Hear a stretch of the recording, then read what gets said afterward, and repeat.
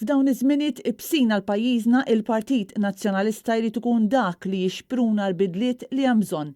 Kliem is-Segretarju Ġenerali tal-Partit Nazzjonalista Clyde Puli fil-ftuħ tal-Kunsill Ġenerali Straordinarju bit-tema riforma u tiġdid governanza tajba għal demokrazija b'saħħitha. Fil-waqt li nemnu bħal ħafna oħrajn illi tluq ta' Joseph Muscat minn Prim Ministru hija biss l-ewwel pass, imma wkoll nemnu illi hija daqstant immedjata il-bżonn illi nfasslu triq għal fejqan li jeħtieġ deċiżjonijiet ibsin ħafna.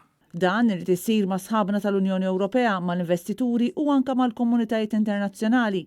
Dan wara li minflok Kastilja kien il-post li ħares is-saltna ta' dritt kien il-post fejn inħadem patt imxajtan biftuħ ta' kumpaniji sigriti u b'tentattivi li jostru l-verità wara l-assassinju ta' Daphne Caruana Galizia.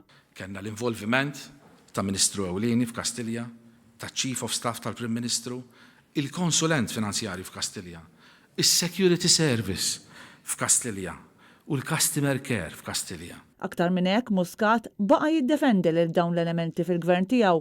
U wara li sena ilu ħareġ ċara l-ewwel darba illi is-17 Black kienet propjament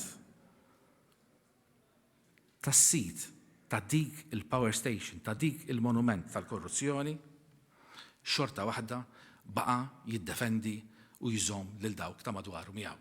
U propju biex ikun hawn aktar gwardjani ta' sistema biex pajjiżna verament ikollu l-governanza li jixraqlu, il-Partit Nazzjonalista nieda lista ta' proposti. Dan għaliex il-Partit Nazzjonalista dejjem issalvagwardja d-demokrazija u l-ġustizzja.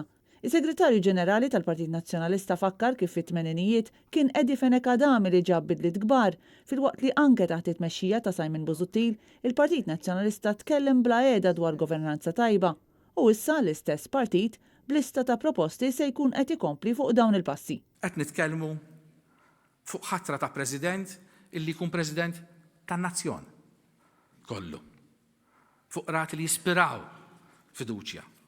Fuq Parlament u parlamentari illi jilleġislaw u jiskrutinaw b'mod autonomu.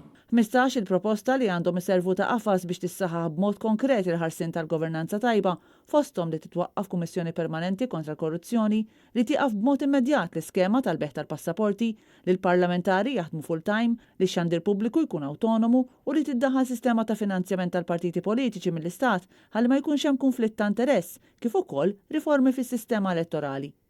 Clyde Puli qal li minn barra dawn ir-riformi jeħtieġ ukoll issir riforma fih dan il-Partit Nazzjonalista, riforma li bdiet ftit ta' xhur ilu, iżda importanti wkoll li nagħtu tama lil Maltin u l-Lawċin li l-Partit Nazzjonalista irid li l-kelma politika terġa' ssir kelma sabiħa fil-vokabolarju tagħna. Rridu nfehmuhom illi teżisti Malta oħra, Malta li toħloq il-ġid mingħajr il-korruzzjoni, Malta onesta, Malta illi tħares biss lejn il-ġid komuni. Il-viżjoni tagħna in-nazzjonalisti, il-viżjoni tagħna tal-Partit Nazzjonalista.